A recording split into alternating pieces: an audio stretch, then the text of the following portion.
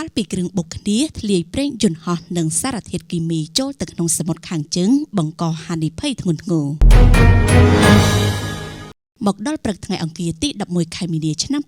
2025អគិភ័យនៅលើកប៉ាល់ដឹកប្រេងឥន្ធនៈយន្តហោះមិនទាន់រលត់ឡើយក្រោយឧបទ្ទវហេតុបុកជាមួយកប៉ាល់ដឹកទំនិញយ៉ាងរន្ធត់នៅសមុទ្រខាងជើងក្បែរឆ្នេរភាគខាងកើតប្រទេសអង់គ្លេសបណ្ដាលឲ្យធ្លាយប្រេងនិងសារធាតុគីមីបង្កហានិភ័យធ្ងន់ធ្ងរតាមការចុះផ្សាយរបស់ BBC កប៉ាល់ទាំងពីរមានមនុស្សចំនួន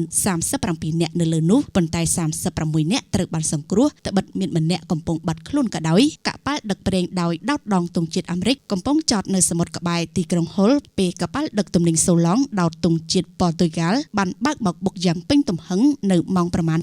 9:50 នាទីម៉ោងនៅអង់គ្លេសបណ្ដាលឲ្យកប៉ាល់ទាំងពីរឆាបឆេះនិងធ្វើឲ្យធ្លាយកំពុកប្រេងឥន្ធនៈយន្តហោះយ៉ាងច្រើនចូលទៅក្នុងសមុទ្រពាក់ព័ន្ធទៅនឹងករណីនេះអាជ្ញាធររួមទាំងឆ្មាំសមុទ្រចក្រភពអង់គ្លេសបានបើកការស៊ើបអង្កេតរកមូលហេតុពិតនៃការបុកគ្នាខណៈបាថំគេចង្អុលទៅកំហុសរបស់កាពីតេនកប៉ាល់កំហុសប្រព័ន្ធបើកបរស្វ័យប្រវត្តិនិងបញ្ហាអាកាសធាតុជាពិសេសអាប់ក្រាស់